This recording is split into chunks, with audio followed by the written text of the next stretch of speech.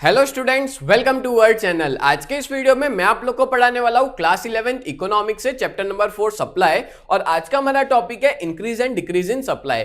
Basically ये वाला topic exam के अंदर ना 3 मार्क्स के अंदर पूछा जाता है, तो एटलीस्ट आपको 1 से 2 पेज लिखने के होते हैं। मिनिमम 1 पेज की रिक्वायरमेंट तो होती है 3 मार्क के क्वेश्चन के अंदर। तो मैं आज के इस लेक्चर में आपको डिटेल में बताऊंगा कि ये कंसेप्ट क्या है, साथ साथ में आपको कितना कंटेंट लिखना होगा एग्जाम के अंदर। आगे बढ़ने से पहले मैं आप लोग को बता दूं कि अगर आप लोग ने अभी तक डिस्क्रिप्शन में एक व्हाट्सएप ग्रुप की लिंक दी है, उसको ज्वाइन नहीं किया है ना, तो जल्द से जल्द ज्वाइन कर लेना। बिकॉज उस ग्रुप में हम हर तरह की अपडेट्स प्रोवाइड करते हैं, साथ साथ में आपको ये सारा स्टडी मटेरियल भी आपको वहां पे मिल जाएगा। एक और बात बता दूं कि अभी तक आप लोग ने हमारे चैनल को सब्सक्राइब नहीं किया है तो भी कर देना, बिकॉज जब तक आपका 11th और 12th फिनिश नहीं हो जाता तब तक मैं आपके लिए वीडियोस बनाता रहूंगा। तो चलिए शुरुआत करते हैं आज के हमारे इस टॉपिक की।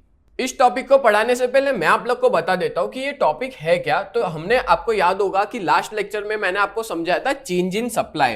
तो जो चेंज इन सप्लाई होता है ना, वो 2 तरीके से होता है, और एक होता है एक्सपांशन कॉन्ट्रैक्शन ऑफ सप्लाई, जो लास्ट लेक्चर में अपने ने पढ़ लिया था। ठीक है, मैं आपको थोड़ा सा एक बार रिकैप दे देता हूं। लास्ट लेक्चर में अपने ने पढ़ा था एक्सपांशन और कॉन्ट्रैक्शन ऑफ सप्लाई।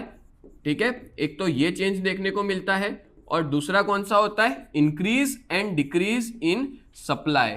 ठीक है, ये चीज याद रखना, increase and decrease in supply. अच्छा, जब आप लोग ये कॉन्सेप्ट पढ़ते हो increase and decrease in supply, तो एक चीज आपको जरूर याद रखनी है, वो मैं आपको समझा देता हूं। देखो, आपको पता ही है कि जो सप्लाई होता है ना, उसको 2 फैक्टर सबसे ज्यादा अफेक्ट करता है। नंबर 1 इज प्राइस, कोई भी प्रोडक्ट की जो प्राइस होती है ना, वो अफेक्ट करती है। ठीक है, नंबर 2 इज अदर फैक्टर्स। ठीक है, ये 2 चीजें जो है जिसकी वजह से कोई भी प्रोडक्ट का या कोई भी सप्लायर जो है वो अपने सप्लाई को चेंज करता है। ठीक है, अब इस कॉन्सेप्ट के अंदर यानी कि increase and decrease in supply के अंदर जो प्राइस है ना, वो कैसी रहेगी, वो रहेगी कांस्टेंट। ठीक है, प्राइस बदलेगी नहीं। मतलब ये अपने ने लास्ट लेक्चर में कॉन्सेप्ट पढ़ा था एक्सपांशन कॉन्ट्रैक्शन में, उसमें उल्टा था, उसमें प्राइस बदल रही थी, अदर फैक्टर्स कांस्टेंट थे।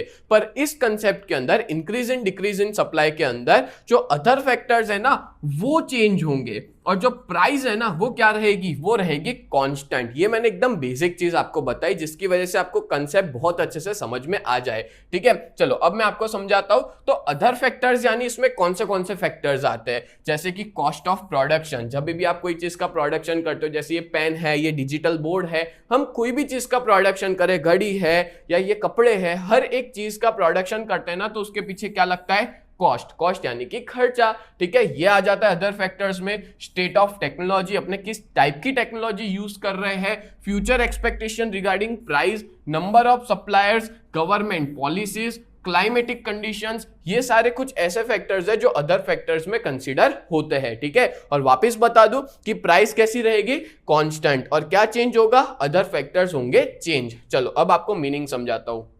When price remains constant, जैसा मैंने कहा कि प्राइस क्या रहेगी, कांस्टेंट रहेगी, अदर फैक्टर्स, एक या एक से ज्यादा factors in favour of supply change होते हैं। मतलब कि ये मान लो जितने भी फैक्टर्स है वो फेवर में चेंज होते हैं। जैसे मान लो कॉस्ट ऑफ प्रोडक्शन क्या होगा, कम हो जाएगा, मतलब मैं जो बनाने का खर्चा है वो कम हो गया, तो मेरा सप्लाई क्या होगा, इंक्रीज होगा। अगर मान लो मैंने नई टेक्नोलॉजी लाई, न्यू टेक्नोलॉजी लाया, तो मेरा सप्लाई मार्केट में क्या होगा, बढ़ेगा। फिर मार्केट में नंबर ऑफ सप्लायर आ गए, तो मार्केट में सप्लाई क्या होगा, बढ़ेगा। गवर्नमेंट पॉलिसी अच्छी है, क्लाइमेटिक कंडीशन अच्छी है, मार्केट में सप्लाई बढ़ेगा। तो ये जितने भी अदर फैक्टर्स है ना, वो अगर फेवर में चेंज होता है, किसमें, फेवर में, मतलब हमारे फेवर में चेंज होते हैं, तो सप्लाई क्या होगा, बढ़ेगा। इंक्रीज इन सप्लाई जिसको हम लोग कहते हैं, और जिसकी वजह से राइटवर्ड शिफ्ट देखने को मिलता है सप्लाई कर्व में। ये वाली चीज शायद आपको अभी नहीं आएगी, मैं जब आपको डायग्राम बना दूंगा ना, उसके बाद बताऊंगा कि ये राइटवर्ड शिफ्ट क्या देके रखा हुआ है। ठीक है, चलो आगे बढ़ते हैं। दूसरा पॉइंट समझ आ गया ना, इंक्रीज इन सप्लाई क्या होता है कि जब अदर फैक्टर्स फेवर में चेंज हो, ठीक है, तो उसको अपने क्या बोलते हैं, इंक्रीज इन सप्लाई कहते हैं। और अगर प्राइस कांस्टेंट है, यही चीज सेम रिपीट हो रही है, when price remains constant and other factor changes against the supply, सब कुछ सेम है, बस खाली फर्क इतना है, उसमें फेवर था, इसमें क्या हो जा रहा है, अगेंस्ट द सप्लाई। मतलब हम लोग जो मार्केट में सप्लाई करते हैं वो सारी चीजें अगेंस्ट हो गए, सारे अदर फैक्टर्स चेंज हो गए। ठीक है, जैसे मान लो कॉस्ट ऑफ प्रोडक्शन, मैं प्रोडक्शन कर रहा हूं, मेरा कॉस्ट बढ़ गया, ठीक है, तो क्या होगा, मेरा सप्लाई कम हो जाएगा ना, क्योंकि प्रॉफिट कम हो जाएगा। मान लो मेरे पास पुरानी टेक्नोलॉजी है तो मेरा सप्लाई क्या होगा, डिक्रीज हो जाएगा। मान लो मार्केट में नंबर ऑफ सप्लायर कम हो गए तो मार्केट में सप्लाई क्या हो जाएगा, डिक्रीज हो जाएगा। गवर्नमेंट की पॉलिसी मेरे बोलते हैं ना कि इतनी अच्छी नहीं है जिसकी वजह से सप्लाई कम हो जाएगा। क्लाइमेटिक कंडीशन अच्छी नहीं है, बहुत ज्यादा बारिश हो रही है, फ्लड जैसी सिचुएशन आ गई, मार्केट में सप्लाई नहीं हो पाएगा। तो जितने भी फैक्टर्स यहां पे है, जितने भी अदर फैक्टर्स, अगर वो सारे फैक्टर्स अगेंस्ट में चेंज हो, किसमें, अगेंस्ट के अंदर, तो उसको डिक्रीज इन सप्लाई कहा जाता है, और जिसकी वजह से लेफ्टवर्ड शिफ्ट देखने को मिलता है सप्लाई कर्व के अंदर। अब ये लेफ्टवर्ड शिफ्ट क्या है वो भी मैं आपको डायग्राम बनाने के बाद समझाऊंगा, ठीक है। तो एक सिंपल चीज आपको याद रखनी है इस कंसेप्ट में कि अगर कोई भी अदर फैक्टर्स फेवर में चेंज हो तो उसको इंक्रीज इन सप्लाई, और कोई भी अदर फैक्टर्स जो है वो अगेंस्ट हो जाए तो उसको हम लोग क्या कहेंगे, डिक्रीज इन सप्लाई।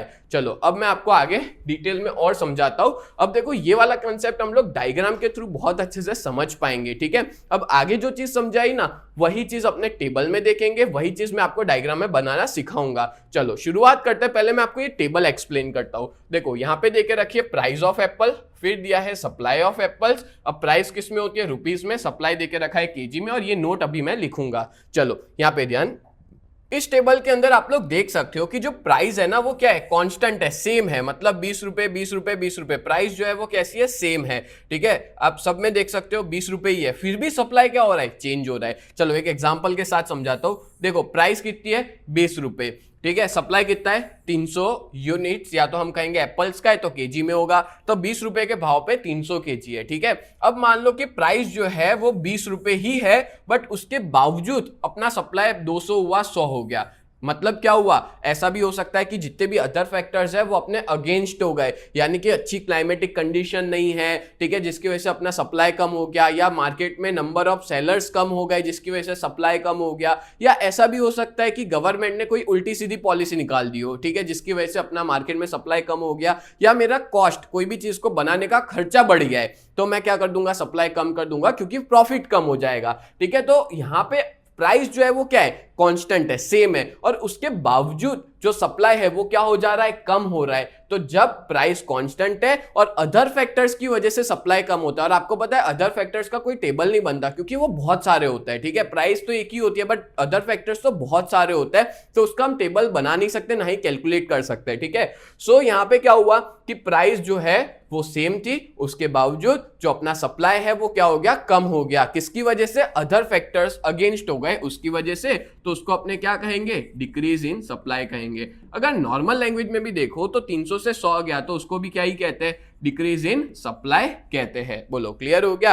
अब देखो सेम सिचुएशन है, अब होता ऐसा है कि प्राइस जो है वो 20 है, ठीक है, पर उसके बावजूद सप्लाई जो है वो बढ़ रहा है, 300 से 400 हुआ, 500 हुआ, ठीक है। सप्लाई बढ़ने के पीछे का रीजन क्या है, तो जो अदर फैक्टर्स थे वो सारे फेवर में हो गए, और जब अदर फैक्टर्स फेवर में हो जाते हैं तो सप्लाई सीधी सी बात है बढ़ेगा। जैसे मान लो मेरा कॉस्ट ऑफ प्रोडक्शन कम हो गया, मेरा प्रॉफिट बढ़ेगा, मैं ज्यादा बेचूंगा, ठीक है। या तो फिर मान लो कि मैंने नई टेक्नोलॉजी ला दी है, न्यू टेक्नोलॉजी ला दी है, मेरा सप्लाई बढ़ेगा, ठीक है। या तो गवर्नमेंट ने बहुत अच्छी पॉलिसी निकाली है जिसकी वजह से मैं और ज्यादा सप्लाई कर रहा हूं, क्लाइमेटिक कंडीशन बहुत अच्छी है, मार्केट में नंबर ऑफ सप्लायर बढ़ गए तो सप्लाई बढ़ जाएगा। तो इन शॉर्ट हम ऐसा कहेंगे कि अदर फैक्टर्स के चेंज होने से जब सप्लाई बढ़ता है तो उसको अपने क्या कहते हैं, उसको अपने कहते हैं इंक्रीज इन सप्लाई। बोलो क्लियर हो गया ना, बड़ा इजी था, ठीक है, इजी है, क्योंकि यहाँ पे प्राइस कांस्टेंट है और सप्लाई कम हो रहा है तो decrease in supply, price same है और सप्लाई बढ़ रहा है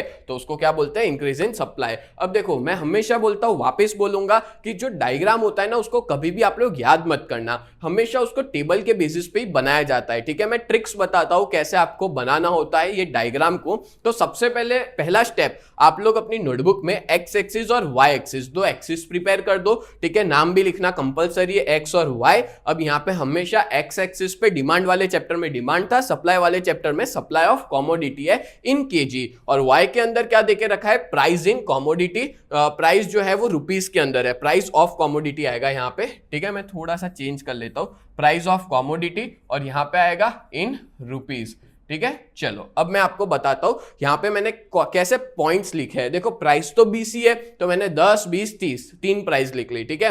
अब देखो ये 100 से 500 है, तो 100 200 300 400 500 ये पॉइंट्स मैंने यहाँ पे लिख लिए। और इन सबके बीच में जो गैप है ना वो इक्वल होना चाहिए। आप देख सकते हो सबके बीच में मैंने गैप जो है वो इक्वल लिया हुआ है। चलो शुरुआत करते हैं। प्राइस तो सेम है तो प्राइस तो बदलेगी नहीं, तो आपको ना यहाँ एक सीधी लाइन खींच देनी है। प्राइस कैसी रहेगी, कांस्टेंट रहेगी, प्राइस में कोई चेंज नहीं आ रहा है और सप्लाई बढ़ रहा है। देखो सबसे पहले सप्लाई कितना था 300 kg, ठीक है, तो प्राइस 20 है और सप्लाई कितना है, प्राइस 20, सप्लाई कितना है 300, तो प्राइस 20, सप्लाई कितना है 300, तो यहां एक डॉट करूंगा, ठीक है। और आपको पता ही है सप्लाई कर्व नीचे से ऊपर की तरफ जाता है, ठीक है, मतलब डाउनवर्ड से अपवर्ड की तरफ। तो अपने एक यहाँ पे सप्लाई कर्व जो है वो बना देते हैं। ये देखो सप्लाई कर्व बना दिया और ये पॉइंट को मैं ए पॉइंट नाम दे दूंगा और इसको मैं दे दूंगा S1 क्योंकि ये पहला सप्लाई कर्व है, इसलिए मैंने सप्लाई कर्व को डिनोट भी एस ही करते हैं, SS लिखते हैं, पर पहला है इसलिए S1 लिखा, ठीक है। अब हुआ क्या कि यहाँ पे अपना जो सप्लाई है ना वो कम हो गया। क्यों? क्योंकि अदर फैक्टर्स अगेंस्ट हो गए, जिसकी वजह से सप्लाई क्या हो गया, कम हो गया। कितना हो गया सप्लाई 100, यानी कि प्राइस उतनी है फिर भी सप्लाई क्या हो गया, कम हो गया, ठीक है। तो यहाँ पे मैं डॉट कर देता हूं और यहाँ पे अपने एक और सप्लाई कर्व जो है वो रेडी कर देते हैं। देखो दूसरा सप्लाई कर्व जो है वो बन गया और इस पॉइंट को मैं नाम दूंगा पॉइंट बी, और ये जो सप्लाई कर्व है वो दूसरा है तो H2 दूसरा सप्लाई कर्व बन गया अपना, ठीक है। चलो अब नेक्स्ट क्या हुआ कि प्राइस तो 20 ही रुपए थी, अब 300 से सप्लाई कितना हो गया 500 हो गया, ठीक है। प्राइस अभी भी 20 रुपए, अदर फैक्टर्स फेवर में आ गए जिसकी वजह से अपना सप्लाई क्या हो गया, बढ़ गया, ठीक है। तो सप्लाई बढ़ गया तो कहां पे 500 पे, तो यहां पे एक डॉट करूंगा मैं, ठीक है, और यहां पे एक और अपने सप्लाई कर्व जो है वो रेडी करेंगे और ये पॉइंट को नाम देंगे पॉइंट सी, और ये तीसरा सप्लाई कर्व है तो मैं यहां पे लिख लेता हूं S3। बोलो क्लियर।